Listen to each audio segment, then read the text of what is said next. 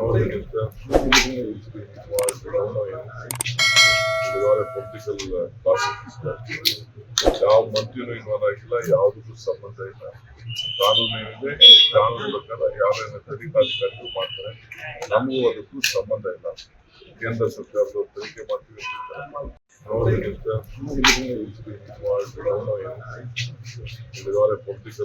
Prosecution ಯಾವ ಮಂತ್ರಿನೂ involve ಆಗಿಲ್ಲ, ಯಾವುದಕ್ಕೂ ಸಂಬಂಧ ಇಲ್ಲ.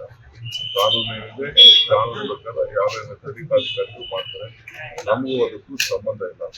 ಕೇಂದ್ರ ಸರ್ಕಾರದವ್ರು ತನಿಖೆ ಮಾಡ್ತೀವಿ ಅಂತ ಅವರಿಗಿಂತ ಪೊಲಿಟಿಕಲ್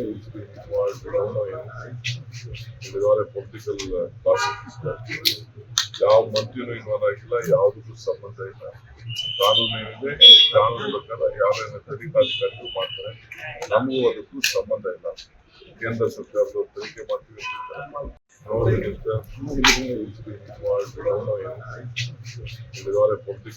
ಪ್ರಾಸಿಕ್ಯೂಷನ್ ಯಾವ ಮಂತ್ರಿನೂ ಇನ್ವಾಲ್ವ್ ಆಗಿಲ್ಲ, ಯಾವುದಕ್ಕೂ ಸಂಬಂಧ ಇಲ್ಲ. ಕಾನೂನು ಏನಿದೆ, ಕಾನೂನು ಪ್ರಕಾರ ಯಾರೇನ ತನಿಖಾಧಿಕಾರಿಗಳು ಮಾಡ್ತಾರೆ, ನಮಗೂ ಅದಕ್ಕೂ ಸಂಬಂಧ ಇಲ್ಲ.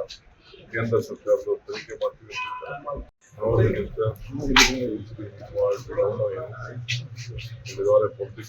ಪ್ರಾಸಿಕ್ಯೂಷನ್ ಯಾವ ಮಂತ್ರಿನೂ ಇನ್ವಾಲ್ವ್ ಆಗಿಲ್ಲ, ಯಾವುದಕ್ಕೂ ಸಂಬಂಧ ಇಲ್ಲ.